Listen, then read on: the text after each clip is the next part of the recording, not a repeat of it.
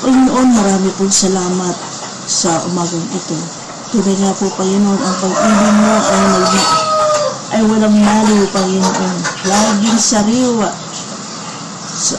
sariwa sa umaga, Panginoon. Lord, salamat po, Panginoon. Hallelujah. Sa kabila ng lahat na kami kasalanan, inibig mo pa rin kami, Panginoon. Maraming po salamat sa iyo. Dalangin ko po, Panginoon, na ihanda mo po ang puso ng bawat isa sa makikinig ng salita, Panginoon. Dalangin po, Panginoon, na buksan mo po ng lubusan ang kanilang puso't isipan at bigyan mo po ng pagkaunawa sa mga salita ng Panginoon. Nawa po magpagpala po ang lahat ng makakarinig ng salita mo sa umaga ito. Marami po salamat sa iyo, dakilang Diyos. Purihin ka. Hallelujah. Marami po salamat sa pangalan ni Jesus. Amen. Isa pong mabiyayang umaga po sa ating lahat. Purihin po ang Panginoon. Hallelujah. Ang Diyos ay punong-puno ng pag-ibig. Hallelujah. At itong pag-aaralan ngayon ay ang aklat po ng 1 Corinthians chapter 12 verse 31. At diyan po tayo ng 1 Corinthians chapter 13 verse 13. Ang sabi po rito, kaya't buong sikap ninyong hangarin ang mga kaloob na mas dakila. Kaya't ang tatlong ito'y nananatili, ang pananampalataya, pag-asa at pag-ibig. Ngunit ang pinakadakila sa mga ito ay ang pag-ibig.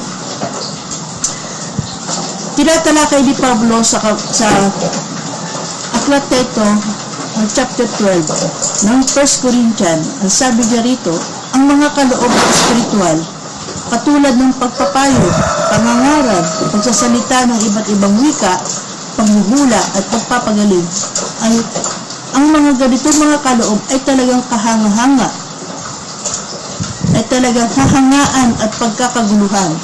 Ngunit sinasabi sa 1 Corinthians 12:31, sinabi ni Pablo na may mas mahalaga kaysa sa mga ito. Ayon sa New Living Translation, let me tell you about something else that is better than any of them.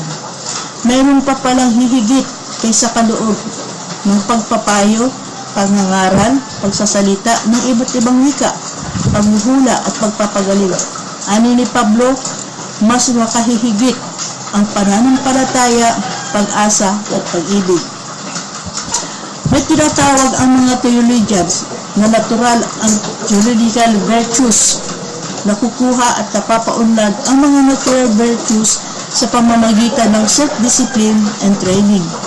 Halimbawa, karunungan, katapangan, pagpipigil sa sarili at katarungan.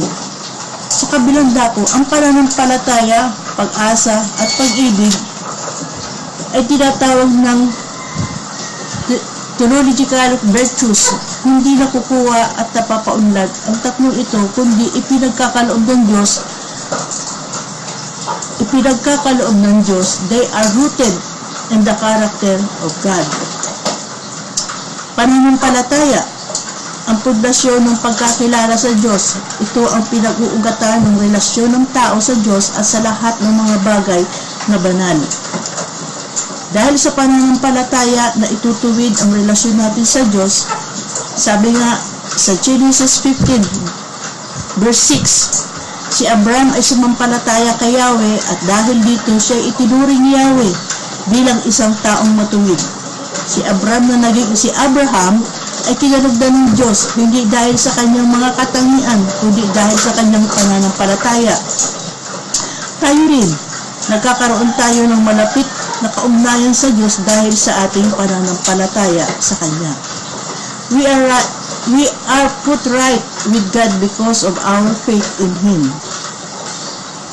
Pangalawa, pag-asa. Pag-asa naman ang focus ng pagkakilala sa Diyos. Ito ang masayang paghihintay sa gagawing pagliligtas ng Diyos. Dahil sa pag-asa na pagtatagumpayan natin ang mga kasalukuyang pagsubok na nararanasan natin sa ating buhay. Dahil sa pag-asa, tumatanaw tayo sa araw ng bukas ng mayroong kagalakan.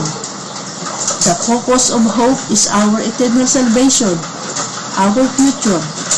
Kapag nawala ng pag-asa ang isang tao, mawawala maging ang pagnanais na mabuhay. Ang will to live ay napapalitan ng wish to die. Dahil nga, wala na siyang pag-asa. Nawawala ng pag-asa ang tao, kaya ganoon na lang ang kanilang pag-iisip. Nawawala po sila sa focus. Pangatlo, ang pag-ibig, ang pagkilos ng pagkakilala sa Diyos. Ito ang maalab na damdamin para sa Diyos at kapwa. Ito ang nagpapayabong sa pananampalataya at pag-asa. Lumalalim ang pananampalataya dahil sa pag-ibig. Tinitibay ang pag-asa dahil sa pag-ibig. Take away love, faith and hope will soon disappear. But as long as love is there, faith and hope will remain. Makapangyarihan ang pag-ibig. Love is powerful.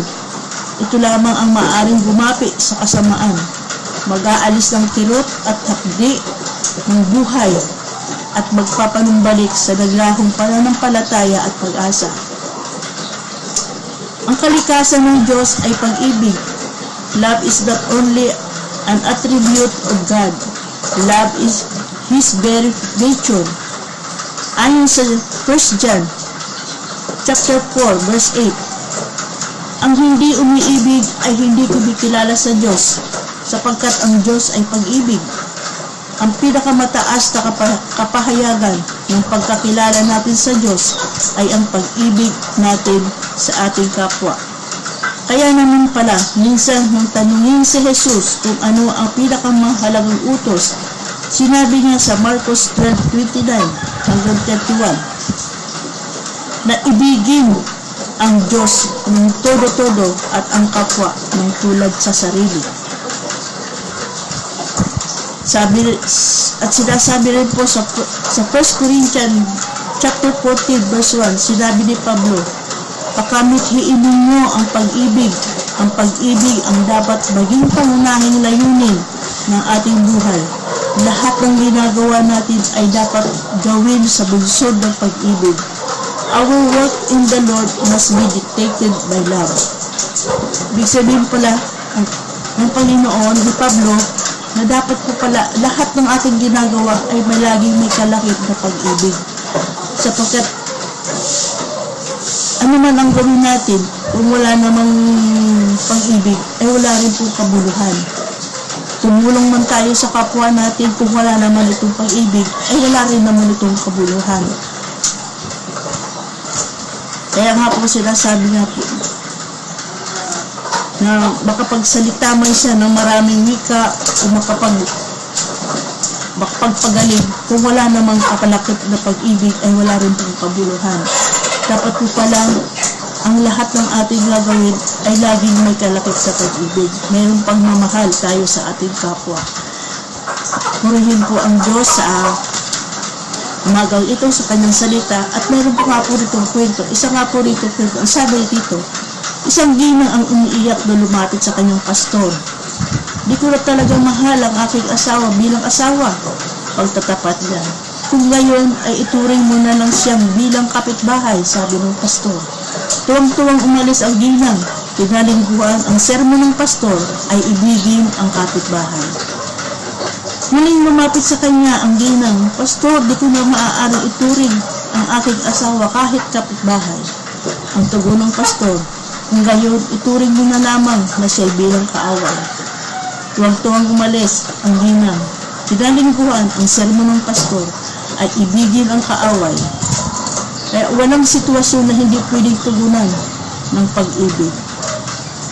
Tunay na makapangyarihan po ang pag-ibig, napakadakila ng pag-ibig, na anuman ang mga sitwasyon na may patuloy tayong punong-puno ng pag-ibig, na patuloy natin mithiin, na punuin ng Diyos ang ating puso ng pag-ibig, ng pagmamahal. Sabi nga po doon sa 1 Corinthians verse 12, verse 13, kaya't buong taimtim ninyong nasain ang mga kaloob na lalong dakila at ito at ang mga kaloob na lalong dakila. Ang dakila sa lahat ang tatlong ito ay nananatili ang pananampalataya, pag-asa at pag-ibig, ngunit ang pinakadakila sa mga ito ay ang pag-ibig. Tunay nga po na ang pananampalataya at pag-asa at pag-ibig ay laging magkakalakip. Kaya patuloy po natin na nasain sa ating puso, na patuloy na maghari sa ating puso ng pananampalataya natin, samahan ng pag-asa at pag-ibig. Na sa bawat nating ginagawa, laging kasama natin ang pag-ibig. Sapagkat ang Diyos ay pag-ibig. Kahit ang tayo pa'y makasalanan, inibig na tayo ng Panginoon. Ganun kadakila ang Diyos sa ating mga buhay. Maraming po salamat sa umagang ito, sa nawa po napagpala po tayo ng kanyang salita. Purihin po ang Panginoon, tayo po'y manalangin. Panginoon, salamat sa pananampalatayang minana namin, hallelujah, sa aming mga magulang at magsilbing gabay at sa aming pamumuhay. Salamat sa taglay naming pag-asa na dala ng kasiguruhang hawak niyo maging ang aming bukas. Tulungan mo nga po kami, Panginoon, na maging maalab ang aming pag-ibig sa iyo at sa aming kapwa upang maipadama namin ang buhay na patotoo ng iyong mga salita. Marami po salamat sa iyo, Panginoon. Hallelujah. Nawa po yung napagpala po ang lahat ng makarinig ng salita mo sa umagang ito. Ikaw nga po, O Diyos, ang patuloy na siyang kumilos. Ang pag-ibig mo ang siyang patuloy na maghahari sa aming mga buhay. Hallelujah. Purihin ka, Panginoon. Marami po salamat sa iyo, dakilang Diyos na buhay. Tunay nga po ang salita may buhay, Panginoon, sa aming mga buhay, sa aming mga puso. Marami po salamat sa iyo, dakilang Diyos, sa pangalan ng aming Panginoon Jesus. Hallelujah. Salamat po, Panginoon. Pagpala po, Panginoon, ang lahat ng makarinig, Panginoon, ang salita mo sa umagang ito. Nawa po'y patuloy mo po silang ingatan at ilayo sa anumang kapahamakan, Panginoon. Ilayo mo po sila at ikaw nga po ang siyang patuloy na tumugon sa lahat ng kanilang pangangailangan, Panginoon. Makalaya po sa kahirapan, sa sakit na ramdaman, Panginoon. Hallelujah. Hallelujah. Ang mga taong patuloy, nananampalataya at umaasa, Panginoon. Hallelujah. Na ikaw ang kanilang kasama at higit sa lahat, patuloy mo kong pagharian ang aming mga puso ng iyong pag-ibig, Panginoon Diyos. Nanawa po ang lahat ng aming gagawin ay tunay na may kalakip na pag-ibig, Panginoon, sa aming kapwa at sa iyo, dakilang Diyos. Ikaw po, Panginoon, ang aming ehemplo sapagkat kung kami po'y makasalanan pa, inibig mo na po kami, Panginoon. Marami po salamat sa iyo, dakilang Diyos, sa pangalan ng Jesus. Amen. Magandang umaga po sa ating lahat.